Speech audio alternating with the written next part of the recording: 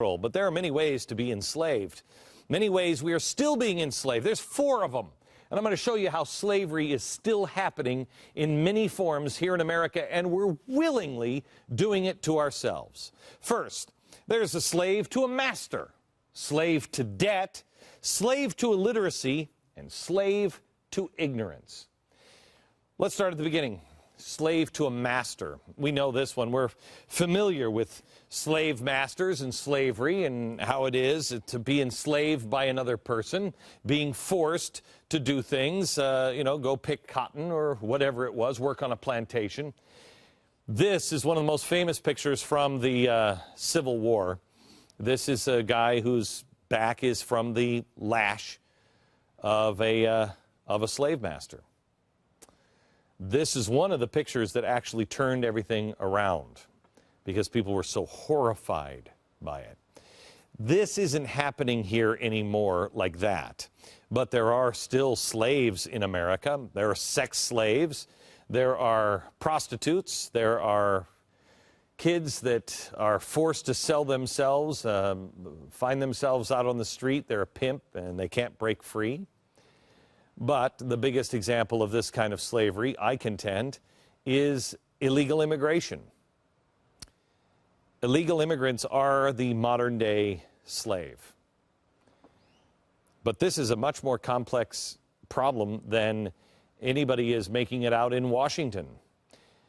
They always focus on the slave, and the solution is either, well, just tell them that they're all free, or they'll say, send them all back.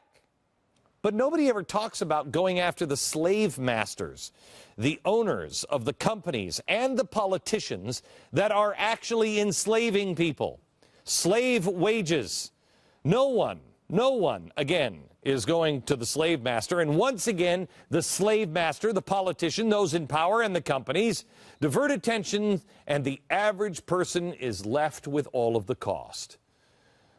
These modern-day slave masters are making people dependent on a political party, a political system, and a company instead of relying on themselves.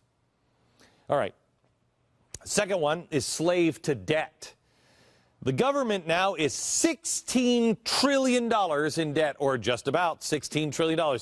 Debt per citizen, right there, $50,343.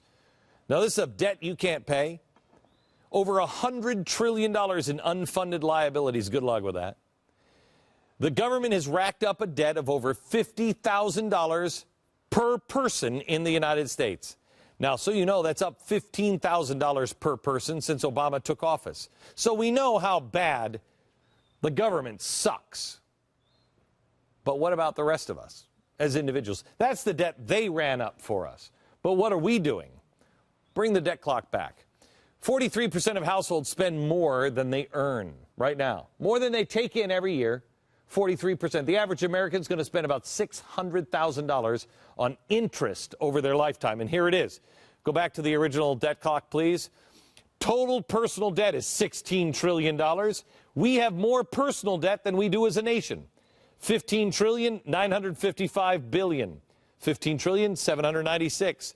Our mortgage debt is $13 trillion. Student loan debt, $870 billion. Credit card debt, $856 billion, which brings us here.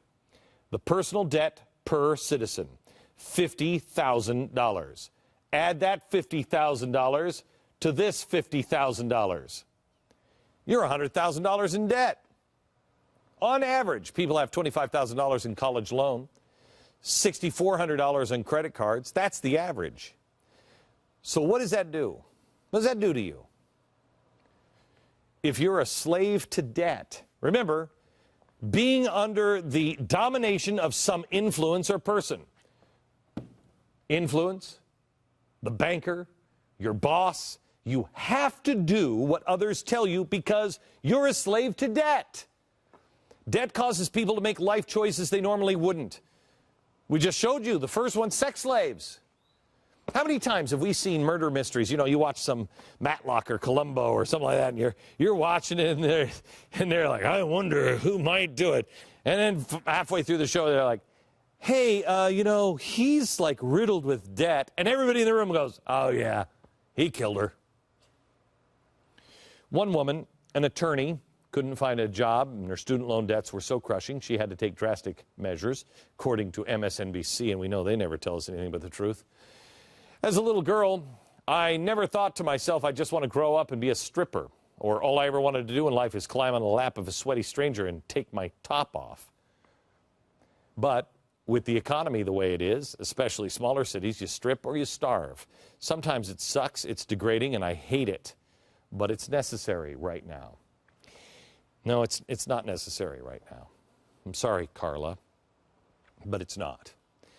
This obviously goes against everything she knows is right, and yet, because she's a slave to debt and a slave to her passions, she does it.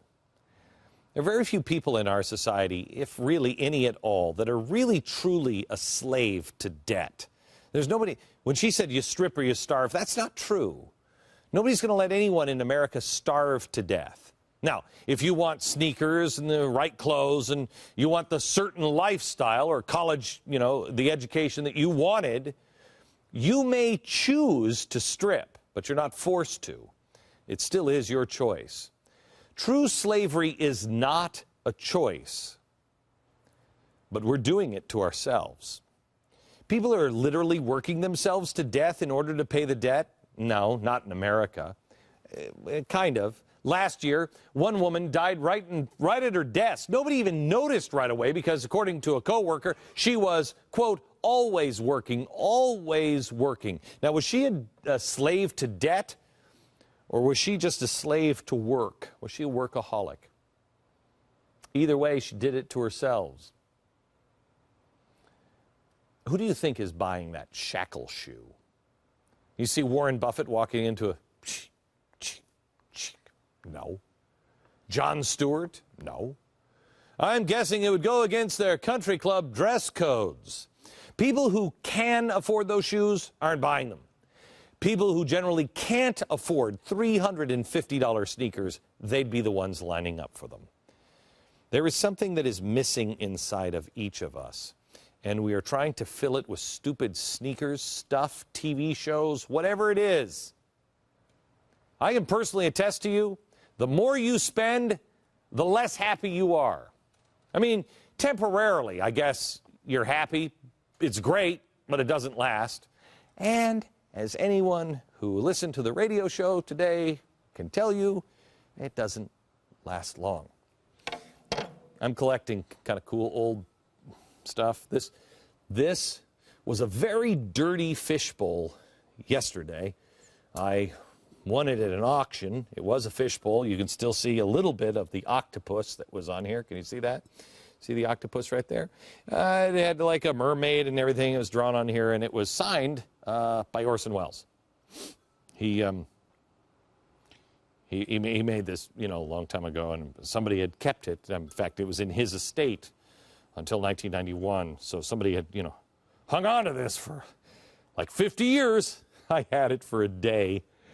And then a very hard-working cleaning crew came in, and they saw the dirty fishbowl and thought it should be cleaned, and so they scrubbed it to get all that stuff off. Anyway, happiness doesn't come from material things, and even when it does, it usually lasts, sometimes more than a day, but not always. Especially when you're surrounded by really efficient overachievers. I just talked to this poor woman. She's so sweet. She's the one who cleaned the fishbowl last night. She's like, I'm so sorry. I didn't know. I'm like, no, she did the right thing. Well, the one time we get somebody who's like really in there, usually you're like, can somebody clean the carpet? Can somebody pick anything up? No, she saw a dirty fishbowl and she decided to clean it. God bless her.